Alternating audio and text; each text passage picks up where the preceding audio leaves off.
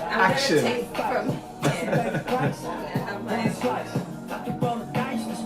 All my life, I've been grinding all my life. Look, I'm married to this gun. That's who I made my wife. Said I die alone, I told that bitch she probably right. One thing that's for sure, not a stranger to this life. Got a safe that's full of fragments and a shoulder full of stripes. Don't know a nigga like myself. I say self-made, meaning I design myself. County jail fade, you can pull my file yourself. Spot raid, swallow rocks, I'm getting high myself. Well, ladies and gentlemen, good evening. I like the life I built. Nipsey Hussle. Shit, I might got killed. Standing so tall, I think I might got stilts. Legendary baller like Mike, like Will. 96 Impala, thug life on wheels. Up against the wall, squabble at Fox Hills. Like a motherfucking boss, ask me how I feel. Successful street nigga touching them first meals. All my life, been grinding all my life. Sacrifice, hustle pay the price. Want a slice, got to roll the dice, that's why. All my life, I've been grinding all my life. Yeah. All my life, been grinding all my life. Yeah. Sacrifice, hustle pay the price. Want a slice, got to roll the dice, that's why. All my life, I've been grinding all my life. Look, I got everything I said I was gonna get on my kid. In addition to that fact, I went legit. I'm the shit now, according to the way that I'm positioned. In this biz, it look like I'm just gonna keep on getting rich. Know that West Side RSCs is us. LAPD on my dick, I'ma squeeze and bust. If a rap nigga did switch cheese and bust. All this rap money, nigga, look, I need too much. Money, loyalty, and love, in the dream we trust. You'll be switching up the players on your team too much. Johnny Cobby, that's my love, Young Supreme, what's up? And we travel around the world getting cream or what? Ain't you get off on whoever hustle sing? Well, ladies and gentlemen, good evening and welcome to the late one with SYLBOURNE. And one of the reasons why I was playing Nipsey Hussle a while ago was because of the nature of the show, but because of the whole thing with rights and copyright and everything like that. I didn't want Facebook to lock me down, you know? So I'm putting on my own style, really. And JCL, my guest today, is going to do some rapping for you. So, you know, but yeah, well, it's a wonderful Saturday evening, the 13th of April for those in the UK, and 10 o'clock for those in the UK, and for those in the States and Jamaica, it's a different time zone. Just want to wish you a wonderful day, and yeah, and when you come on, you can please share the video as well and let people know tonight. Now, the topic tonight, ladies and gentlemen, as you can see, is really about Nipsey Hussle. I wanted to touch on this particular topic, and the reason why is because I'm a person who follow rapping. I follow rapping a lot. I follow different rap artists, but somehow I didn't know much about Nipsey Hussle. But at the same time, upon my research and listening, I realized this guy is something. And so tonight I've got JCL, who is from New York, who is resident in the UK here, and I'm joining later with from Florida, Sue Ann Robinson, attorney and legal analyst. JCL, of course, is a co-founder of JCL Apparel brand, and we'll tell you more about that later. Okay. So first of all, let me just do something here. Yeah. JCL, how are you? Good meeting, sir. Good. Fantastic. Thank you. Well, listen, thank you for coming on tonight, and ladies and gentlemen, of course, please feel free to share this show as well. I'll appreciate that very much. Nipsey Hussle. Tell us about Nipsey Hussle. I mean, as a man from the East Coast. You're East Coast or West Coast? East Coast. East Coast, yeah. I mean, basically, I didn't really know Nipsey myself. Yeah. But I know he did some song with my brother early in his career. So I think Nipsey's message. 10 o'clock those in the UK. Yeah, sorry. Yeah. Okay, like I was saying before, I didn't really know Nipsey personally myself, but I know that in the beginning of his career, he did a couple songs with my brother. So I think Nipsey, when he came on the scene, he's always been himself as a rapper. Also with his the story that he's telling about where he's come from, his neighborhood, and I'm saying what he's trying to do to provide for his neighborhood. I think that compared to other rappers that came before him, I'm saying, like, for example, I take Tupac, for example. Tupac talk about helping his community, but actually Nipsey did for his community. So there's a difference between talking about it and doing about it. Yeah. And I think that's why this particular death is touching everybody in the state deeply, because Nipsey was for the people. Yes. I mean, no matter where you're from New York, Atlanta, whatever it is. I mean, it was like he touched a lot of people around America, also around the world. So I think it was deeper than rap. It was more like he was like a messiah. You know what I mean? Like, just came and just talked to us about how to be more respectful towards ourselves. You know what I'm saying? Also about not be afraid of challenges. You know what I mean, be able to go and just fight for what's ours without just being afraid and stop all the hatred among each other. And I think that's important. I think that's the message trying to enhance him with his messages in his rap. And I think that's if we want to continue his legacy, we need to actually follow his action. I mean, like be in the community, help each other, no matter what side of life you come from. You know what I mean, be more unite. You know what I mean, and I think that in the past we lacked of unity. You know what I mean, I think Nipsey was more about just bringing everybody together for the cause of us. Yeah. I mean, as black people. I mean, I think sometimes we just we think that we're not be able to. We have this slavery mentality, not be able to be together. We only be together when something tragic happens. And I hope this particular tragedy happened in that community, we can actually be together for the long term, not only for a short term. Yeah. And I think sometimes we also use tragedy for a short term, and after that we'll go back to our everyday life, which is being selfish and be everybody for themselves. And I think we need to change that state of mind. Well, ladies and gentlemen, Nipsey Hussle, his name is Ermias Joseph Ashgun, August 15, 1985 born to March 31st, 2019. Known professionally as Nipsey Hussle, American rapper, songwriter, entrepreneur, and community activist from Los Angeles, California. His father is from, I think it's Eritrea, yeah. And his mother is African American. Yeah. They have been saying that he's actually related to Haile Selassie. That's what I heard. That's what someone's saying, you know. But tell me, but there's something though whereby many people have not heard about Nipsey Hussle, but yet at the same time in death, so many persons, his life is touching many people. Even Barack Obama wrote a letter saying, "I never knew you." Yeah. But just learning about you really touch people's lives. Yeah. I mean, personally, I started listening to Nipsey Hussle probably in late, around 2012, 13. Yeah. I mean, but he's been around since 2010. Yeah. 2010.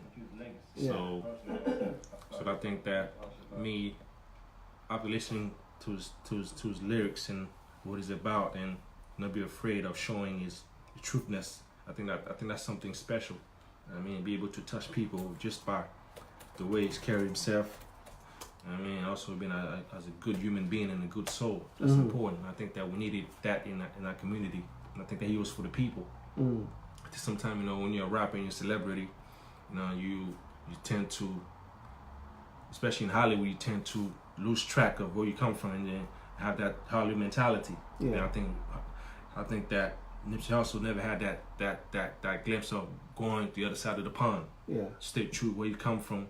But sadly, he had to die where he came from, which is the sad part about it. Yeah. You know what I mean? But at the end of the day, you say, you know what? Even you come from the dirt, you can come back and build in your community. You know what I'm saying? For this. But at the same time, sometimes we seem to have this thing. Okay, if I come back and build my community, is it safe enough for me to come back without anything happening to me? Yeah. But I think we need to get that mentality to be afraid, because that's what I think that the only way we can create more opportunities for all of us is come back and build in our community. Right. So what about with the other rappers now? You know, is there a message for them as well as to how to go about business in a sense? No, I think Nipsey pretty much put the blueprint how to go about businesses, and also rappers to understand that You know, you know, after rap, there's more after rap. You know what I'm saying? Build, invest. I mean, and also build for your community. I think, you know, teach other people who don't know about businesses how to build the businesses. Yeah. And because, you know, not everybody went to school, so you can teach your neighbor how to build a wealth for a better run. And I think that some of us, you know, some of the people who grew up in the hood or neighborhood, you know, that tend to be forgotten. I mean, and Nipsey was not about that. Nipsey was about make sure everybody in the hood learn about those type of things. I mean, not just to be forgotten. Just okay, since you guys in the hood, y'all gonna die in the hood. Yeah. She was about just better. Also educated the young ones. You know what I'm saying? In a young age, how to eat better, after school program, things like that, because it's important, especially in a low cost neighborhood. Yeah. I mean, personally, I grew up. I live a couple. I live in LA for a couple of years. During my high school year. And also I live in LA South Central in Leimert Park, so I know exactly that area a little bit. You know what I mean? I even went to summer school in Crenshaw High School, so I see the neighborhood, I see the people. You know what I'm saying, and I feel like Nipsey changed the narrative of South Central LA, especially of Crenshaw and Slauson. You know what I mean? Building, bring the shops, bring the jobs back to the community. So what he wasn't doing, he wasn't like leaving his community and going out there. He actually kept bringing it back. He basically kept his promise to make sure that he brings back jobs to his community where he came from. Yeah, and I think that's important. And what he also did was, ignore me, ladies and gentlemen. What he also did was set down roots as well. Yes. By having that shop, I forget what the name of the shop is. You know. I mean, like even his brothers, Black Sam said. Yeah. He said that, you know, for years they were trying to buy the entire block, but people keep the owner, you know what I mean, keep pressing it. Basically, somebody's trying to push them out of the area. You know what I mean? But you know, since you know that Nipsey and his people were good people, they finally give him the property of the entire lot. Yeah. You know what I mean? Because you know, when somebody trying to good in the neighborhood, you know, they have those power people up. They always trying to break you down. I'm saying. And make sure, you know what I'm saying, you stay where you belong. Yeah. It seems like it has touched, let's say, America. Yeah, it touched everybody. It touched everybody. But let's deal with America. What is the message it is sending to Black Americans? Black Americans have been going through a lot now. You know, the Trump factor, the racism, Black Lives Matters. Yeah. But what you're seeing with Nipsey is actually showing the way, actually, how it can be done. Yeah, I think the thing is we need to stop being afraid and and also help each other. That's the key. Nipsey trying to say, like, be able to send. Like, I think that for years we always been afraid of be able to, saying with knowledges and saying things like that. I think we still get out of our slavery mentality we also always had. I mean, be able to just share informations to be successful. Yeah, I mean, also help each other. Like that. Yeah. Okay. Okay. We can't see each other now. You can't see? Oh. Hi, Sue. How are you doing? Good. How are you? We're not bad. Okay. We can see each other now. Okay. Perfect. Yeah. Well, have you got something in the background there? 1, 2, 3. There's nothing. You don't have anything on, no? There's nothing on. Okay. Well, let's go there. Well, Sue, hi. How are you? I'm doing well. Well, fantastic. Thank you for coming on tonight. And JACEL needs Very nice to meet you. Thank you for having me. Thank you. Yeah, Sue, I'm going to ask you to do me a favor, yeah? Yep. Hello? What's the favor? Okay, keep talking. Okay. Keep talking. No, we're trying to lose that feedback. There's a massive Okay, feedback which is maybe if coming I in. turn my volume down. Yeah. How's that?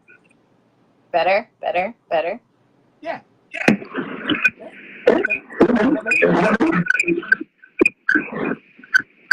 Okay, I wanted to start to come back. Yeah. So I'm going to if you log out and come back in again, yeah? Okay.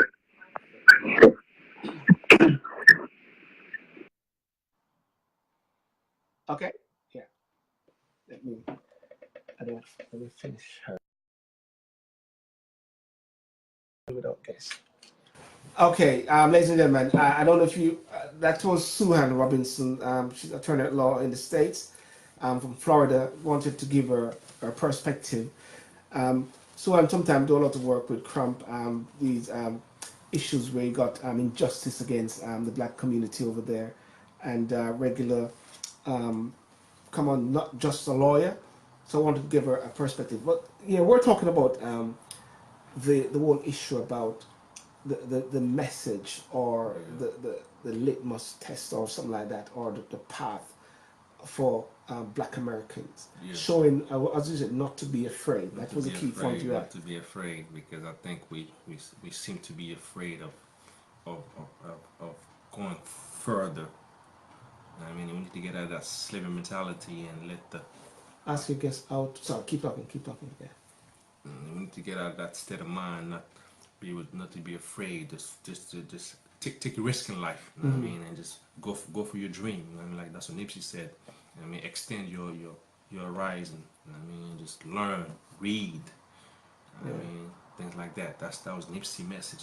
Read. Never stop learning. You know, I think that's the key. You know, I think that we lack of.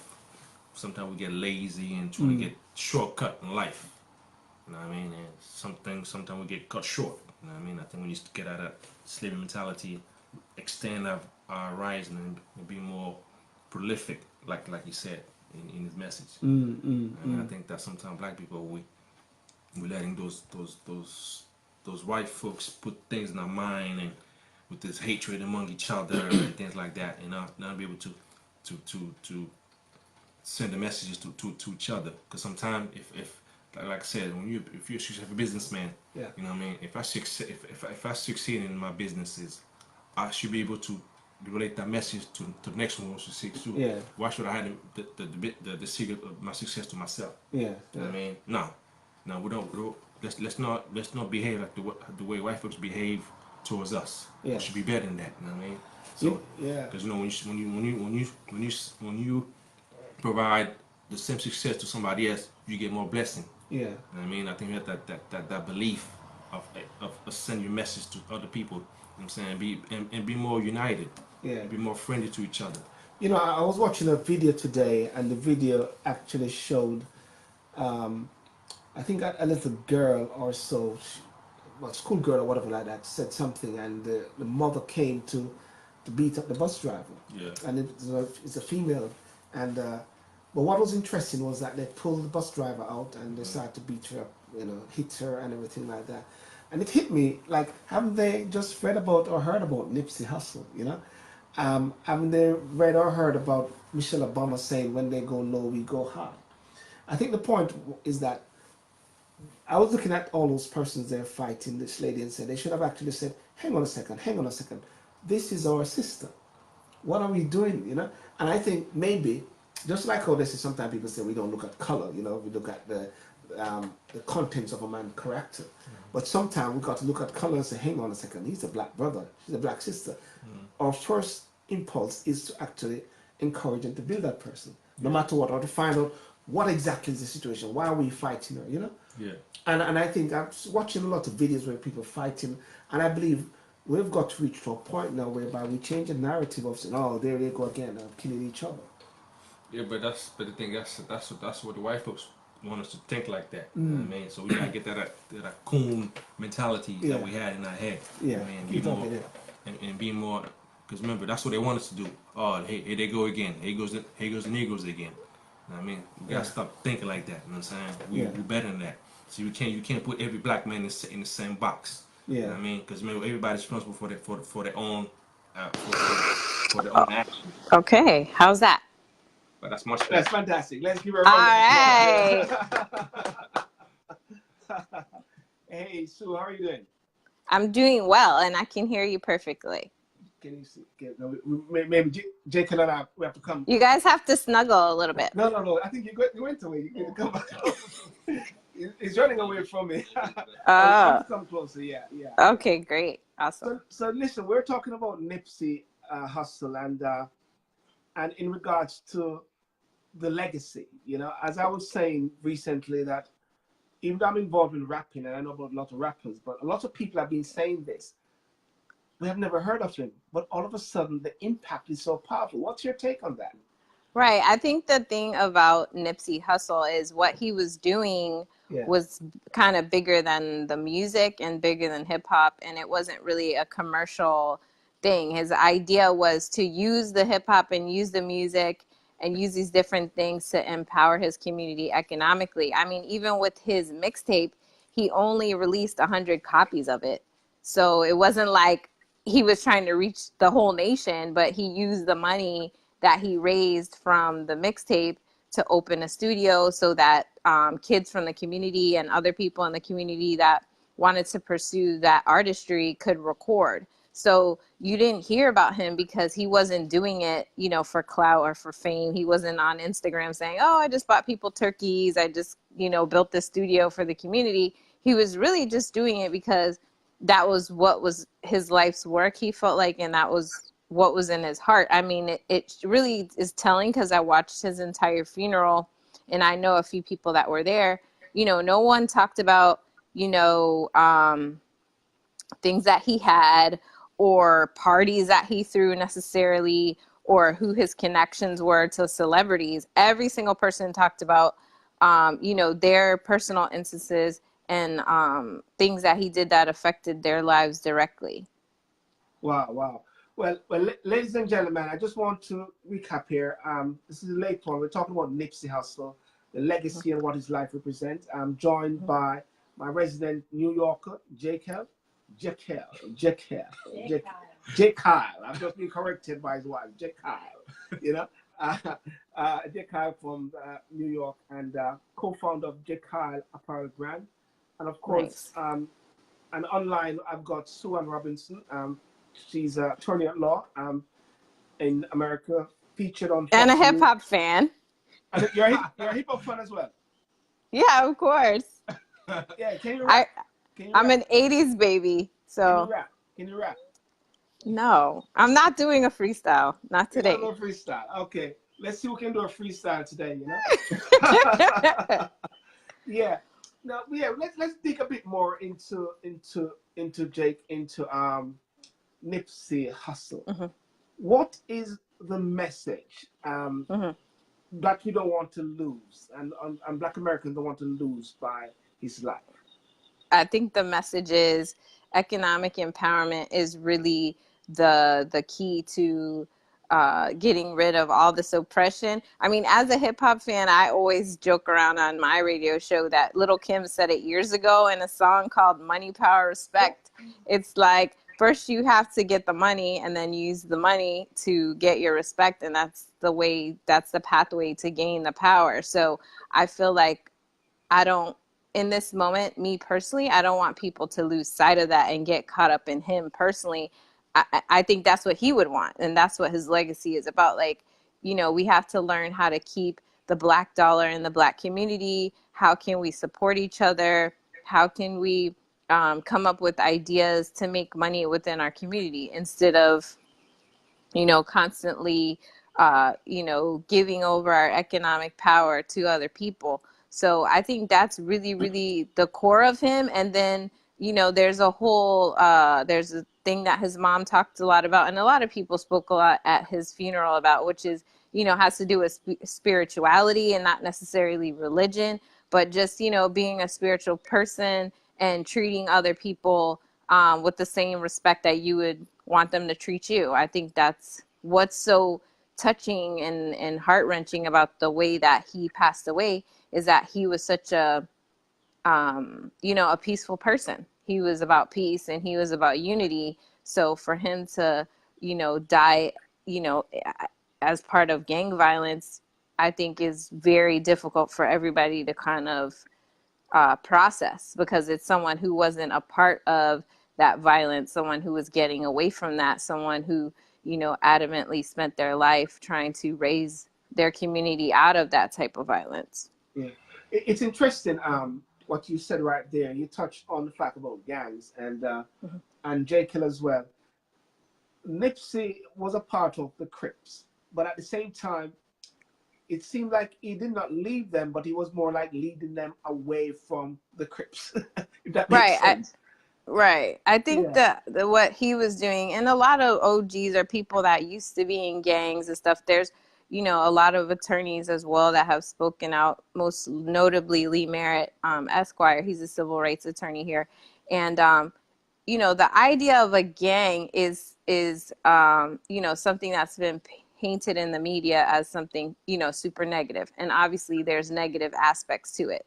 But when you're growing up in those communities, that's kind of like your group, because you don't have community centers, you don't necessarily have parks, you don't necessarily have a roller skating rink to go to, you don't even necessarily have like a church base or a home base or these things where that people in other communities have to kind of have affinity groups together. So young males that hang together become a gang. And so then when they're trying to make money so that they can do different things that young people want to do, whether it's, just have a car or buy things or whatever the case may be, they look for different ways to do it. Unfortunately, the way that, some gangs do that is illegal means, but it developed first, as just groups, joint people coming together to kind of socially, really. And I think people that grow out of the gang or develop past the gang life, the violence part of it and the negative part of it, look at it and see it for what it is, which is, when we were kids, we kind of needed that. But now that we've evolved past that, we should all be doing something better with ourselves. And I think that's where he was. He never wanted to, throw his gang life away or throw the people, his set, away. I mean, they mentioned it tons of times in his funeral. He was still grounded in where he came from, but he had transcended that lifestyle, years before. He was 33 years old. This is something that he was involved with heavily as a teenager. So he had transcended that life long ago. He was, respected as an older former gang member that still was affiliated. So I think, people don't understand the dynamic of the age groups of gang members and what happens when you kind of transcend the actual lifestyle and things like that. But I think the main thing is, he stayed grounded or affiliated with his set because he was trying to, like you said, he was trying to take them away from the negativity and the violence and say, hey, there's other things we could do. There's other things we could use our hands for and our minds for. We can start these businesses, etc. I mean, I think Jaquel was talking about it a little bit. The fact that where he actually purchased the store and purchased that strip mall area, that's a place where he would try to sell his CDs and stuff. And he had been arrested several times in that parking lot. And he had been beaten in that parking lot by the police before. So it was it was part of his neighborhood. It was a place where it was very symbolic for him to end up owning the place where he grew up and went through all these trials and tribulations there, to show young people in the community, hey, you can go through these things. You can start out like this, but this is how you can finish. And that's really, a lot of people are speculating on why he was calling his album, the Victory Lap, even though it was his first album, because he had already gone through the struggle and transcended that part of his life. And to him, he was in his victory lap. So, Jacob, what you just mentioned a while ago about the victory lap, what's your take on that? Yeah, you know, she's right. I mean, I think the CD pretty much speak about how he went through that particular part of his life and create that. To me, that's one of the best albums that's been done. Put it together. You know what I mean, so I think that it makes so much sense. That's why it's actually is right now. It's still hurting because it doesn't make no sense. You know what I mean, like might I just put so much in this community and just die like that? It just don't make no sense.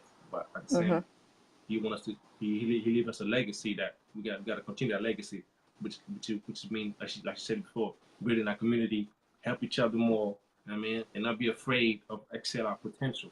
I think sometimes in our community we are so scared, like, oh, I can't do it, or I need this and that. We need to stop begging for acceptance. You know what I mean, we need to start put things in our own perspective and trying to build something for our own. You know what I mean, I think that's one of the Nipsey Hussle messages. Build for our own people. I think, and just individually, like how he passed away, you know, my analysis, just looking at the video and stuff, you know, it's a one-on-one thing. It's not like a set thing. It's not a group. It's one man's ego that caused, you know, that destroyed Nipsey's life, because he couldn't handle that Nipsey was telling him, listen, I don't want you around here. Like, it's not that I'm, you know, throwing the gang life away or throwing you away. I just can't have you over here because of whatever this person was doing or whatever element they were bringing. He's like, you have to go. So it's just his individual ego and his, you know, almost toxic level of masculinity or whatever he was trying to show that caused his response to be, oh, I'm going to kill this person, as opposed to anything else, any other response. You know, his response was, well, if you don't want me here, then I'm going to kill you. You know, I think that's important too, because, you know, on a very micro level, we have to manage that within our community, because we all have to interact with each other. We're not going to interact perfectly. Everything I say, you're not going to agree with. Everything I do, you're not going to love it, and vice versa. So we have to be able to work through those things without, you know, the answer being gun violence or killing each other. And you know, interesting thing about talking about the violence and the fact that it wasn't like another member of the Blood or Soul that killed him, but like another member of the Crips, if anything. In the UK here, we have these gang issues which are happening as well, and you've seen a truce which has been forged between the Crips and the Blood. Right. And I think they're looking at it and say, hang on a second, this is a waste, man. This is a waste. This is a guy who's been doing really good. And I believe it could send a signal even to here, people actually understand more about the lifestyle. Because at the end of the day, it doesn't amount to something good. You know? But what Nipsey Hussle was actually showing is how you can make it good. And I believe that a message somehow, just like by that truce. And of course, we spoke earlier, Sue, when you mentioned that there's been truce before with the Blood and Crips.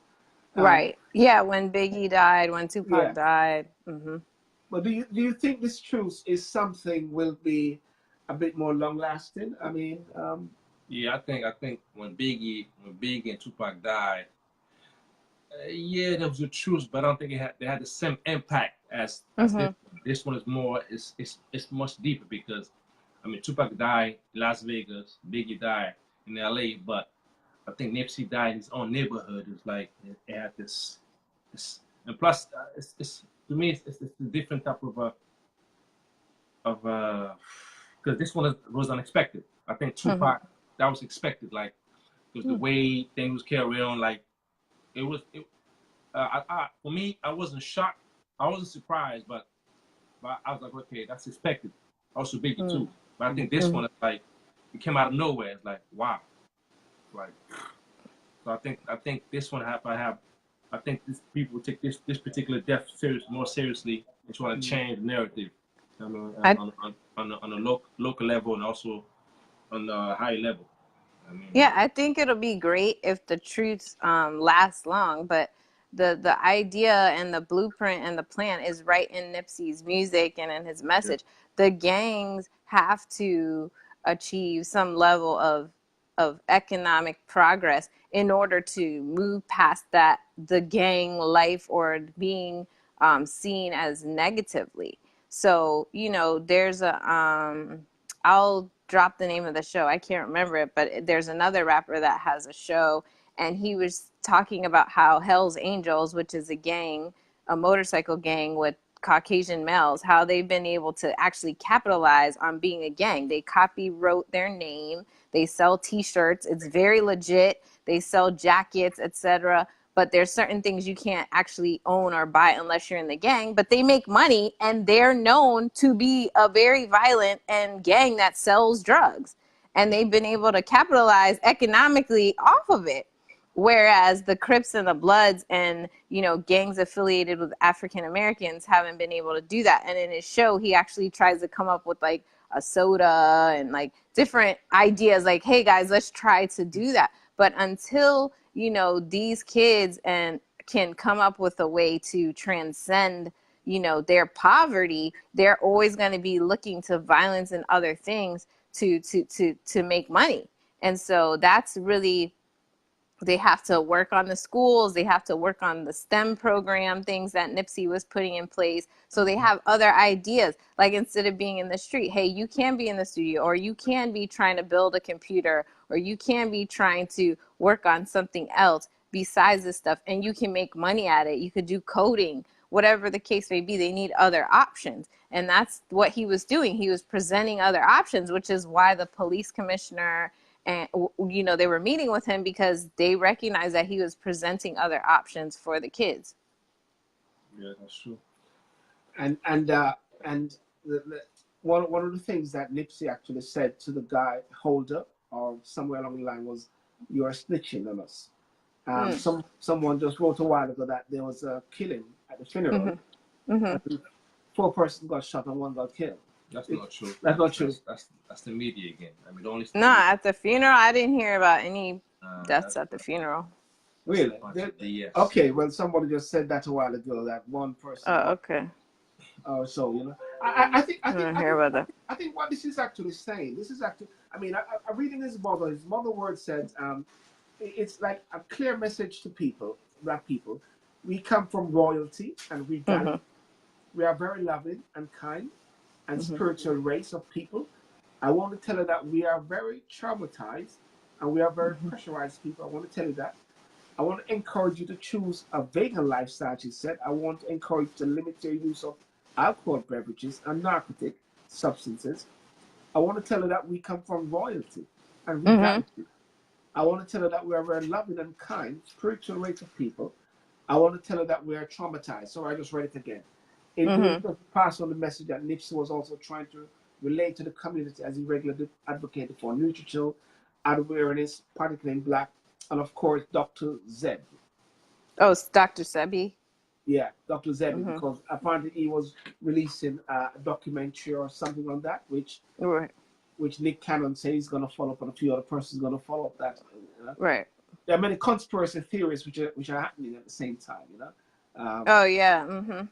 Yeah, I mean the conspiracy theory thing. The only conspiracy theory, you know, that I thought was even slightly viable was the fact that, you know, the media kind of, you know, immediately went to the narrative of gang violence. It's not necessarily gang violence because 2 people have a disagreement and like if my neighbor, if somebody is, you know, sleeping with somebody else's wife or their spouse or something, and they kill the person, but all these people happen to be in a gang, that's not gang violence. You know what I mean? That's a personal issue. That's a homicide. It ended in gun violence, but it's not a gang issue. It's not a shooting over turf, over drug money, over some sort of you know, any issue to do with the gang. So that's kind of what I disagreed with in terms of the narrative shifting to, oh, this is a gang war, and this is, you know, because it kind of, you know, the idea is to desensitize the audience to the person's death and to desensitize you so that you're like, oh, it's just some of those bad people, whatever. We don't, you know, that's just what they do, as opposed to say, no, this was a human that was doing amazing things, and this other person just got angry for their own reason and shot them. This is what this is. the availability of guns and them having the option to shoot this person is what it's about. It's not about Crips or Bloods at all. Well, as Crystal Harris just said a while ago, it wasn't gang violence. Eric Holland asked for Nipsey to listen to his music, and the gentleman came back angrily. Personal, as you rightly say, as personal issues really. But of course, the media, as what Jekyll said, we've got to make sure that we're not messed around by the media, isn't it? And the narratives as much as possible, Yeah, and it's just important to, have platforms like yours and other platforms to just say, we're, like Nipsey's mom said, we're a multi-dimensional people. Everyone has, disagreements and issues and, has fights and squabbles and problems. It doesn't, everything isn't gang violence. And, I really have always been opposed to that phrase, black on black crime. I just feel like it's not real. It's not a real thing. It's humans killing another human, a person killing another person, whatever their race is, that doesn't have anything to do with it. But when you categorize something as black on black crime, people immediately go, oh, okay, it's fine, because it was just a black on black crime. And it's like, no, it's never fine if someone loses their life to violence, from another human. And they don't say white on white crime, do they? No, I never. No, never heard of it. That's not part of the narrative. Right. So in part of the work which you do, if I just want to elaborate, what's the gentleman name? Crump? Is it Crump? Ben, my law partner, Benjamin Crump. Crump, yeah. I didn't say Trump, did I? I said Crump. No. I know there's a lovely hate for Crump on this air. Right. For Trump, yeah. But explain a bit of what you do with Crump, because Crump is always there whenever there's any injustice. And that's one of the stickler you're for, and you got this program, the Wrong Man or so.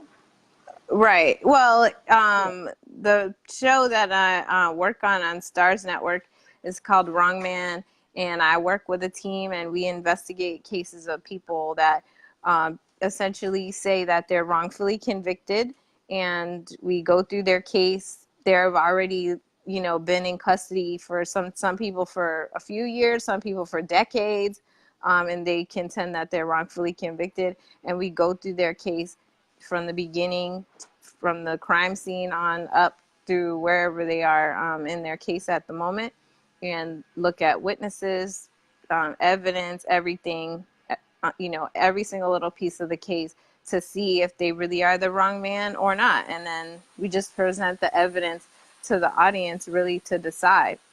And my work with Ben, I'm of counsel for Ben Crump Law, and I handle all the South Florida litigation.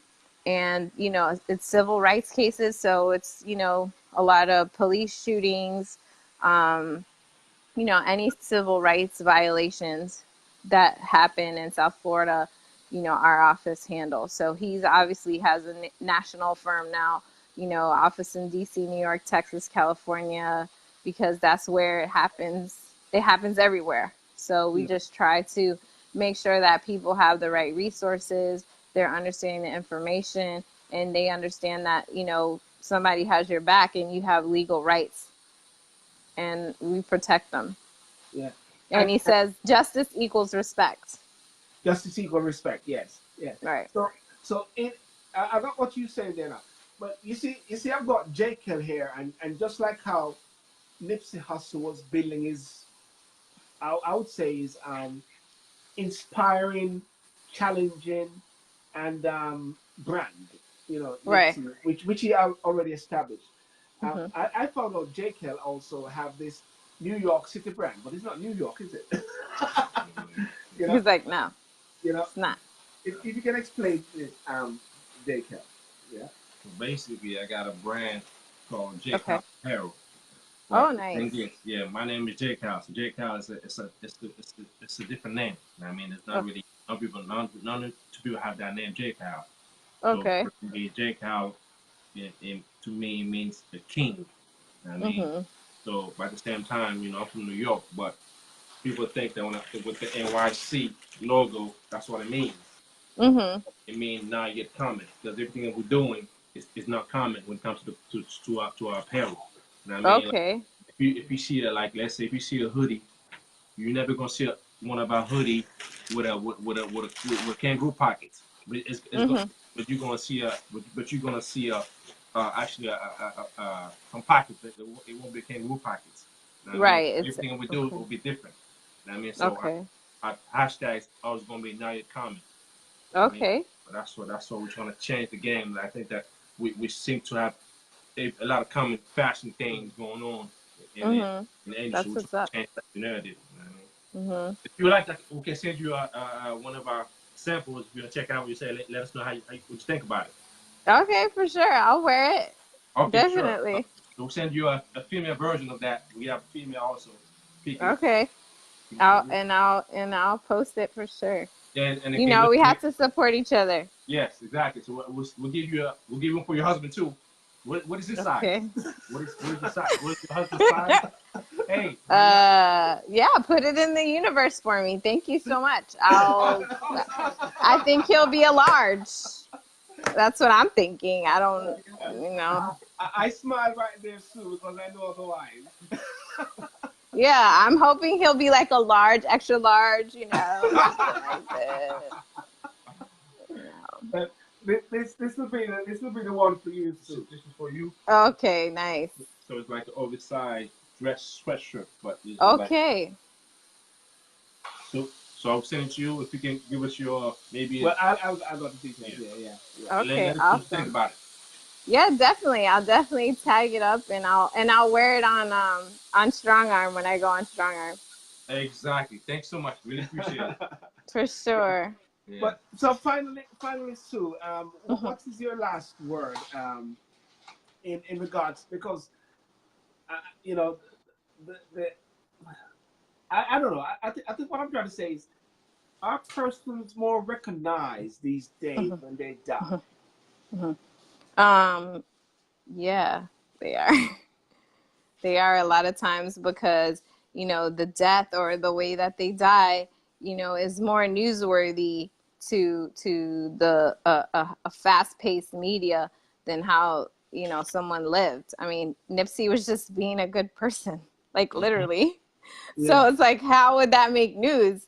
Right. Things that he made news. Okay, he was one of the Grammy nominees, but no one was like, oh, look at, you know, his STEM community center and things like that. That wasn't national news. So when he passed away, that made national news. So I think it's important too to just have platforms and outlets that are celebrating things that people are doing that are positive.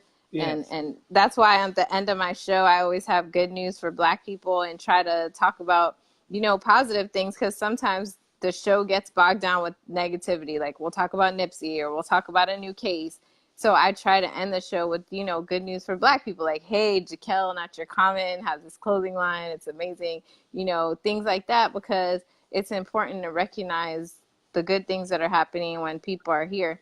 You know, Very there's true. not that, and that's the most, you know, that's to me the most important thing from his death, is that we should have been this supportive and recognizing him, all of us. You know, there's All Nipseys right. in your neighborhood, there's Nipseys in your neighborhood, there's Nipseys in your life right now that you're not supporting, True. that you should be. So I think like the lesson for me is to search deeper for those people and make sure that I'm supporting and celebrating them. That's very good, and that's one of the reasons why, even when I started my show, the SYLBOURNE Show, which Jacob and his wife is going to be coming on that program soon on the red chair. Yeah. Oh, Um, nice. so what I did was I found out that there's a New Yorker in London, so I sneaked and said, "Listen, can we talk about Nipsey at the same time?" But he's going to be on the red chair, and Okay. with his wife, because they got a clothing line as well and different brands, Okay. which is very exciting. But what you said was really true. It is something I always believe in, about showcasing the positive nature Mm-hmm. of people, or Mm-hmm. sometimes I say on my show, displaying our splendor. Right. There's this guy from Grey's Anatomy. I forget his name, and he said something one day. Just because we are something, we are magic or something like that. I don't remember what he said, but Mm-hmm. it's about the fact that, and just like Nipsey mother said, we have got to really reach to the point whereby we actually elevate and lift each other up, no matter what. And I've got to draw the conclusion that you've got to look at the skin, if anything, and say, that skin needs to say, I need to have some sort of level of positive affinity towards it. Some people are saying, let's not look at the skin. I know Martin Luther King was correct when he said we don't look at the skin, but the contents of one's character. But I believe that we've got to switch things up a bit. Switch things up a bit in a way to somehow. when you see another Black person, you got to be like, I'm not going to hurt this person because this is me, you know? Exactly. Yeah. I think we need to start be afraid of each other. You know what I mean? And you start afraid of each other. Be able to say, hey, how you doing today? Have a good day. You know what I'm saying? Be more like, we need to be like back in the day, you know, everybody was all happy, like as one. You know what I mean? Right. I think we've been socialized not to talk to each other to a certain extent, because it's like not necessarily fear, but, you know, there is a part of, you know, conformity where it's like if more than 2 or 3 gather somewhere, it's like we're going to be called a gang, or if we're giggling too much or something, there's going to be an issue. It's like you got to move away from that and just, you know, live your life and support each other and not be afraid to do it unapologetically. Exactly. And, you know, and one of the things that I started to do, I do it whenever chance I get, is if I see a group of young Black boys, I walk up to them and shake their hands and say, hey guys, how are you? Just shake their hands. Today someone was looking at me, and the person looking at me, and I was looking back at the person, and then they had some children, and the person, oh, I think I know you from somewhere, apparently from the show. You know, years ago, when people look at people, they always say, whoa. Because they'd be like, wait. You know, but these days now, because of the things I'm doing now, I've got to look at it and say, maybe they know me from somewhere. They know me from church. I've got to be nice, you know? Right. And she had 3 boys with her. And I actually shake their hands, they're young boys, and I said, you know, I'll be looking out for you guys soon, you know? And I think that's the job and the duty we have to do these days. To break down these different walls as much as possible. Break the cycle, you know? Right. Awesome. Any last words, Sue?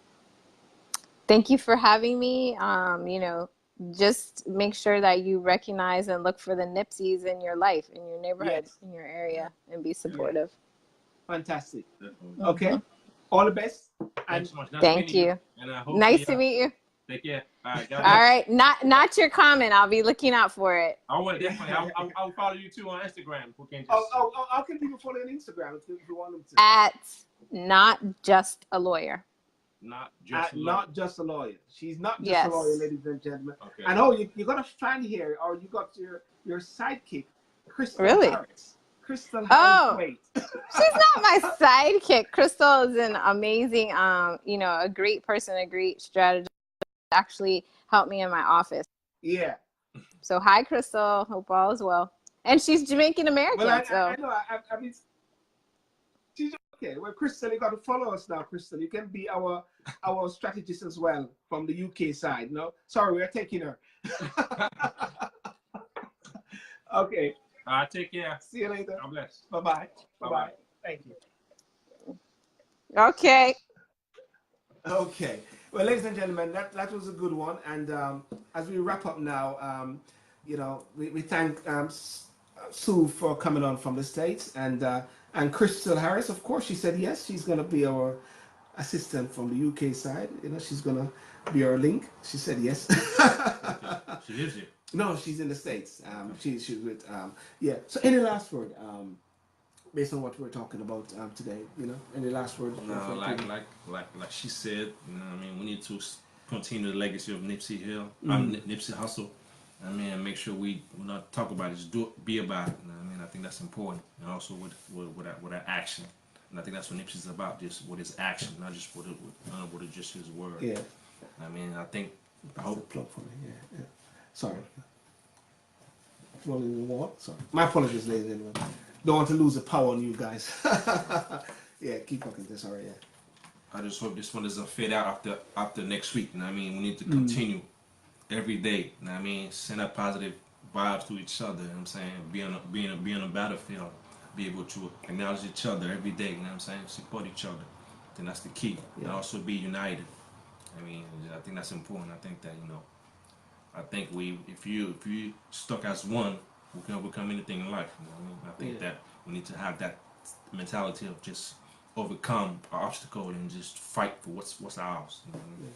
And just to set out some few little facts, Nipsey Hussle was born and raised in the Crenshaw neighborhood of South Los Angeles. He's also a member of the local Rollins 60s neighborhood Crips gang.